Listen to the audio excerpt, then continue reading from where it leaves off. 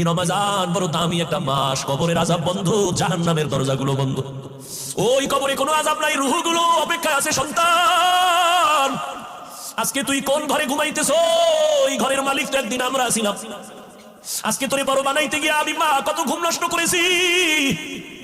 না খাইয়া বাবা তোমারে আমার খানা খাওয়াইতে এত কষ্ট করে বড় বানাইছেন। ওই মা বাবাকে ভুলিয়া তুমি কেমনে ঘুমাও রে বাবা? ওই মা বাবার জন্য তৈরি হও, কবরে সওয়াব পৌঁছানোর কি ব্যবস্থা করবা? রমজান আসছে, এই রমজানে তো বরকতের মাস, তাকওয়া অর্জনের মাস। ও বান্দা, তুমি একটা নফল আমল 11 মাসে করবা, রমজানে করবা, তুমি এত দাম পাবা। একটা নফল অন্য মাসে করো, রমজানে করবা, ফরজের সমান সওয়াব হয়ে যাবে। অন্য মাসে একটা ফরজ আমল করবা, রমজানে করলে 70টা ফরজের সওয়াব জমা হয়ে যাবে।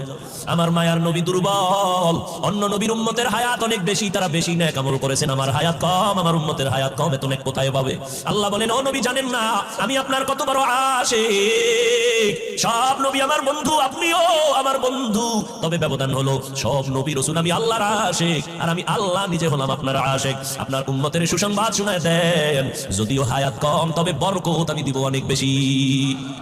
অন্য নবীর উম্মতেরা 1000 মাস লাগাতার 1000 মাস ইবাদত করে যা পাইতো, আমি আপনার মহব্বতে আপনার উম্মতের 1000 মাসের সওয়াব আমি এক রাতের ইবাদতে দিয়ে দিব। আতিনা ফি দারে দুনিয়া না হাসান, আতিনা ফি দারে উকবা।